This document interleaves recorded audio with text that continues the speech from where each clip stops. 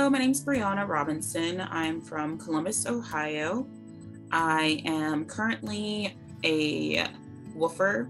I found out about the MESA TAAP program through woofing.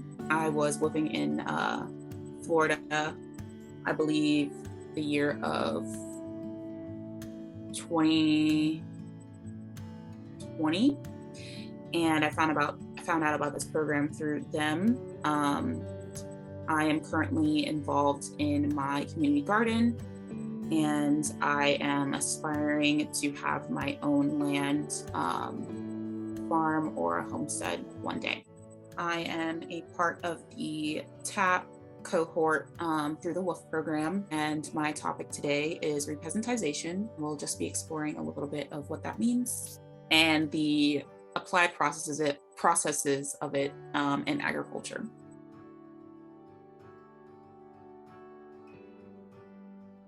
So the definition of re-peasantization, a little summary of it, is taking the current way of farming, which is very industrialized for profit and not really much of a regard for the land or resources, and moving it back to an older system, one that employed that of the people and farmers who knew and respected the land, and does not include the use of unethical and unsustainable farming practices.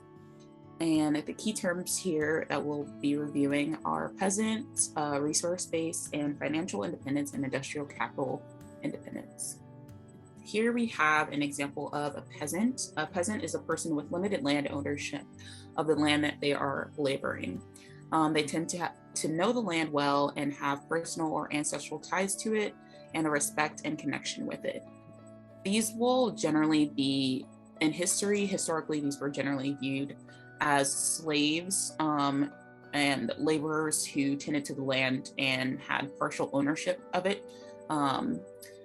But now looking back, the people who actually grew up tending to the land were enslaved through the process of colonialism, and these people were native to the land, and they actually had a connection to the land, and they respected the resources of the land, and therefore had sustainable farming practices.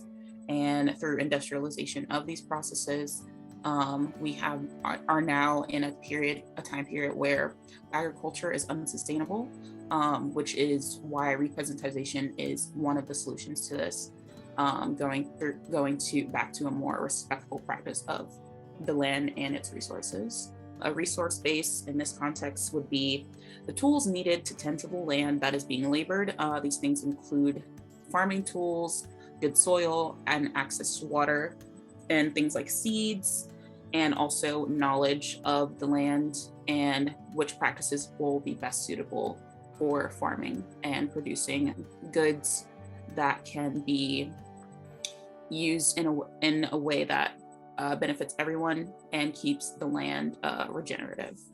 And financial or industrial capital independence. And this is basically the process of self-sustainability.